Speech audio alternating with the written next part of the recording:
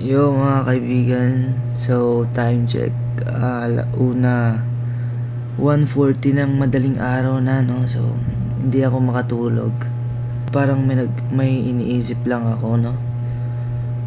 Muni-muni kumbaga. And no, ginugulo lang ako ng isipan ko. Siguro sa mga kinain ko.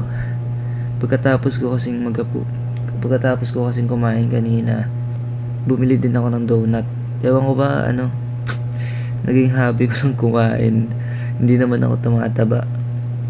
Hanggang ngayon busog pa din ako. Ewan ko bakit kain ako ng kain, di ako tumataba. Ewan ko lang May realization na pumasok sa akin bigla. Huwag mong i-overthink yung mga bagay na hindi mo naman kontrolado. No? Ang iniisip ko kasi na ba't ko ba 'to ginagawa, no? Ba't ko ba 'to ginagawa? Ba't pa ako yun? May vision kasi sa utak ko na hindi ko ma-explain. May vision sa utak ko na ewan ko ba, basta ganun. Tinatanong ko sa sarili ko, bakit kinakausap ko kayo kahit wala pa kayo, no? Kinakausap ko kayo na para bang nandyan na kayo. Nakatawang isipin, no, na kinakausap ko yung camera. Ito yung camera na nagsimula lahat. Kinakausap ko kayo na para bang andyan na kayo, ganyan. Hindi mo na kailangan isipin yung mga bagay, no? Kasi sarili nyo lang din yung matutulungan nyo sa huli, no? Sa bandang huli, sarili mo lang yung makakapitan mo, no? So ngayon, kapag na-stress yung utak mo sa kakaisip ng mga bagay na hindi mo naman dapat iniisip, no? Sino na lang yung magmamaneho ng sino na lang yung hahawak ng manobela sa isang sasakyan kung sa likod ka nang nakaupo? Gets nyo ba? Dapat ikaw talaga mismo yung magmamaneho, ikaw yung hahawak ng manobela mo, no? Isipin yung mga bagay na hindi mo naman kontrolado. Kasi may stress ka lang. Yun lang yun. So yun nga mga kaibigan, no? Inaantok na talaga ako. And di ko na talaga kaya. Ayan. So dito ko na muna puputulin yung video, no? And yun, kita-kits bukas.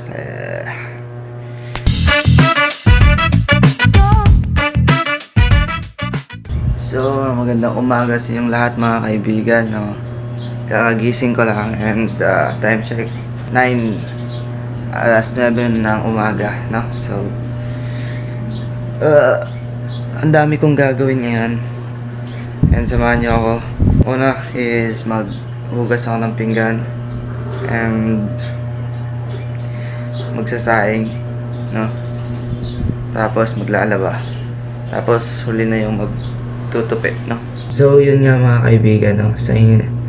Sa mga hindi yung nakakalam, ayoko talagang maghugas ng pinggan. Talagang mag-isa dito, no? Wala ibang tao dito, walang ibang tao dito, ako lang. So sino maghugas ng pinggan, no? So wala tayong choice mga kaibigan, maghugas tayo ng pinggan. Ayan.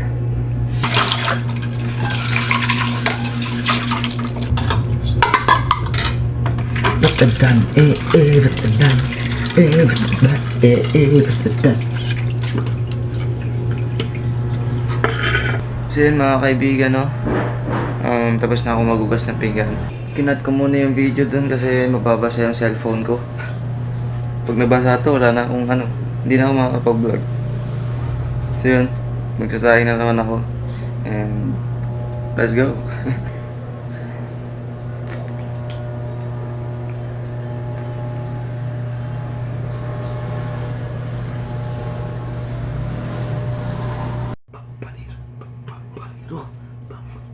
Pansin ka pampensyon, na. Oh!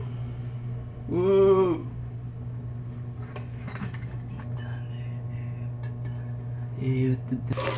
Kailangan natin magsaing kasi wala tayong kakainin, kundi wala tayong magagawa. Alam mo na. Batadan, batadan. ba't adan? Ba't adan? Mo. So, alam niyo mga kaibigan, kapag nagbo-boarding house kayo, no, wala talaga kayong choice pag kayo lang mag-isa, no? Kasi sarili nyo lang din naman yung makakapitan ninyo. Hindi kayo kikilos, hindi kayo makakakain, no? Kaya kayo, no, kung kayo lang mag-isa dyan, no, kung sarili nyo lang yung inaasikaso ninyo, samahan nyo lang, ano, i-enjoy nyo lang yung araw nyo, no? Kayo, ano yung mga tol, kasi pag gumigising kayo sa umaga, start nyo agad yung araw nyo na masaya, no? Hindi yung puro problema. Kasi pag in-start nyo yung araw nyo sa problema, may problema yung buong araw mo, no? Dapat happy lang. Good vibes lang tayo dapat. Oh, you promised tomorrow, wherever you standing, for granted. Now when we hold it, like I'm saying goodbye, whenever we stand, you know for granted.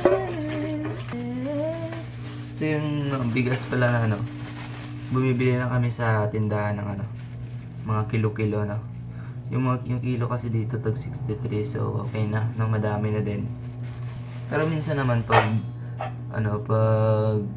sakto lang naman kami sa budget, no?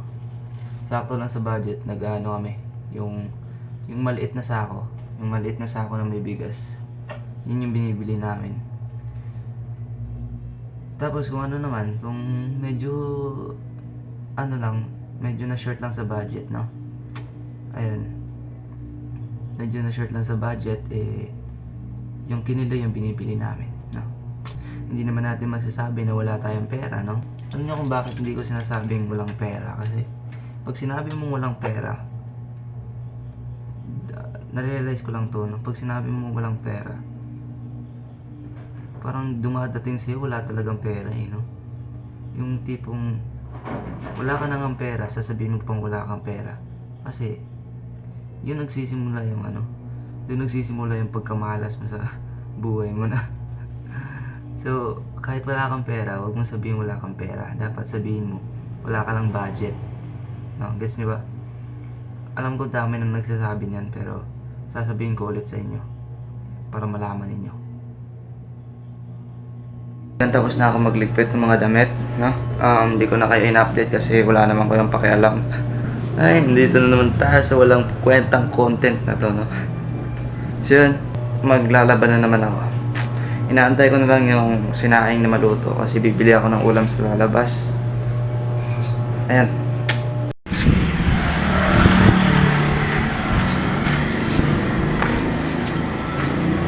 What? Ina pa.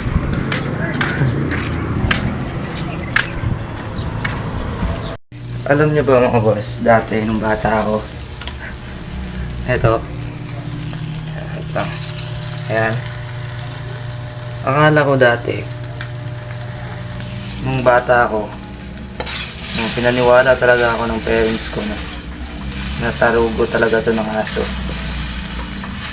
Ewan ko ba, pero parang parang ng aso. So yun nga mga kaibigan, kakatapos ko lang kumain, no? Hindi kasi ako sanay na na kumain na may camera sa harapan. Kaya ayun, kakatapos ko lang kumain, tinapos ko muna yung pinakain ko bago ako nag-video, no?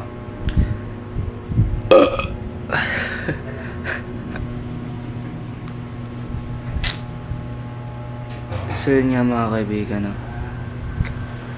Maglalaban na naman ako. Ewan ko lang kung nangyayari to sa inyo mga kaibigan, pero pilit kong nilalabanan yung utak ko para wag gawin yung isang bagay na yan. Ewan ko ba? So ngayon, ang dami kong labahan. Tapos, ang dami kong lalabahan. Tapos, iniisip ko mamaya na lang kasi busog pa ako. Ina naman. Tapos isa pang rason, no? Mamaya na lang kasi wala naman pasok bukas. Ina naman.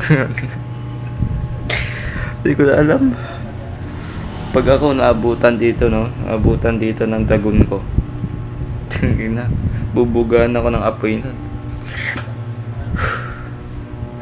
No? Sarap matulog pag bagong bagong kain.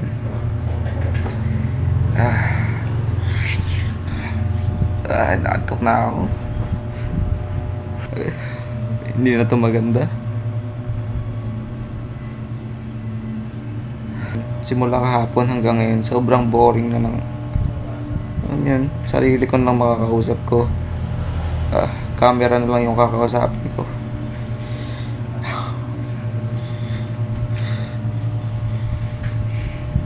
Naghanap ako ngayon ng mga niche or mga content, kumbaga.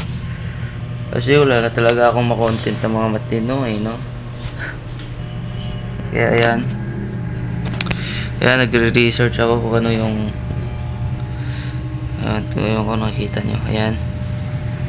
Naghanap ako ng mga pwedeng i-content natin. Kasi tingin na. Sa mga nakaraang araw talaga wala akong makontent na matino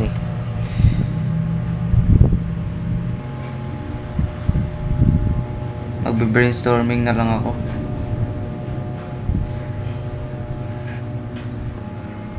Siguro ano na lang din to, practice para sa akin kasi yun nga, first time ko mag-vlog sa sarili ko. First time ko mag-vlog ng buhay ko, 'di ba? First time kong ipaalam sa lahat yung buhay ko, no? Kahit na mukhang tanga na ako dito. Nag-order ako ng tripod. Kasi sobrang pagod na ako maghawak ng cellphone na to, no? Nag-order ako ng tripod, di pa dumadating. No? Siguro sa Lunes o sa Martes pa dadating yan. Pero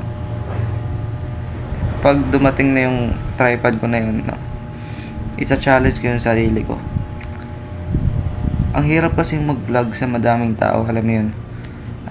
Ang hirap mag-video ng sarili mo habang merong nanonood sa'yo. Ewan ko kung naranasan din to, no? Pero sa tingin ko naranasan din to ng ibang mga vlogger, no?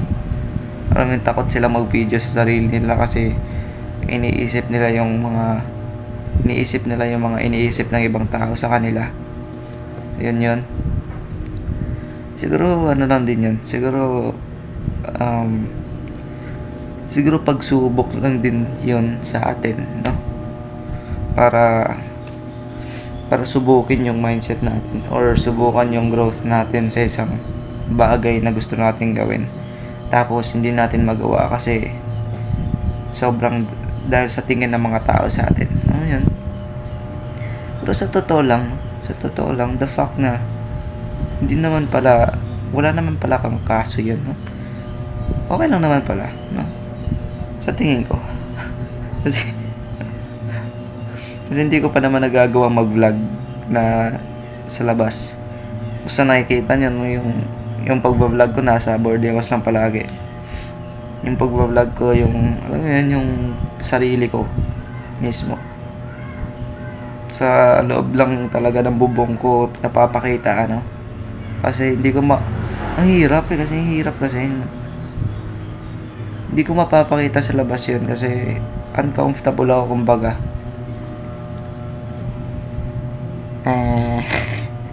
Iniisip ko yung iniisip sa akin ng ibang tao. Siguro sa hiya lang talaga kasi ako sobrang mahihain kong tao Yung kulit ko nasa lugar Ano yun? Kumbaga kung alam ng sarili ko na doon lang yung limitasyon ko. Doon lang talaga ako. Pero may kasabihan kasi yan surpass your limits. Alam mo yun? paano mo malalaman kung hanggang saan ka, kung unang-una pa lang ng stage ng hiya mo, magpapadala ka na, no? For example, ito, bibigyan ko kayo ng example. Pag naisipan mo mag-vlog sa labas, no? Tapos, napansin mo na sobrang daming tao, iisipin mo agad na baka i-bash ka, ganun. Iisipin mo agad na baka baliw yung magiging tingin sa'yo ng tao. The fact na hindi naman pala yun yung iniisip nila. Although, meron din namang mga bashers na ganun, no? Meron din mga bashers na, alam mo yun, i-judge ka sa pinakauna ng parte ng pagbablog mo, no? Pero kadalasan naman, no? Kadalasan naman ang iniisip ng tao pag meron silang nakitang vlogger, curious yan, no? Curious lang sila. Problema lang talaga is yung utak natin, no? Yung problema natin mga vlogger, no? Yung problema natin mga tao is yung utak natin. Yun yung sinabi na yung unang-unang kalaban natin is yung utak natin, 'di ba? So ano yung sinasabi ng utak mo, yun yung binibigas ng bibig mo, no? Yun din yung ginagawa mo. Pero pag dumating yung tripod ko na yun, no? Hirap kasi mag-vlog sa public places na yung yung kamay mo lang talaga yung hawak mo. Alam mo yun? Pero pag dumating yung tripod ko na, isa-challenge ko yung sarili ko, no? Mag-vlog ako sa labas. Ewan ko kung nung kakalabasan yan, pero I will surpass my limit. Ito ko na lang muna siguro tatapusin yung vlog na to kasi i-edit ko pa kasi to saka hindi pa ako nakapag-upload ngayong araw na to, no? Kaya mamayang gabi ko to i-upload, i-edit ko lang ngayon. Salamat sa panonood, hanggang sa muli mga kaibigan, peace out.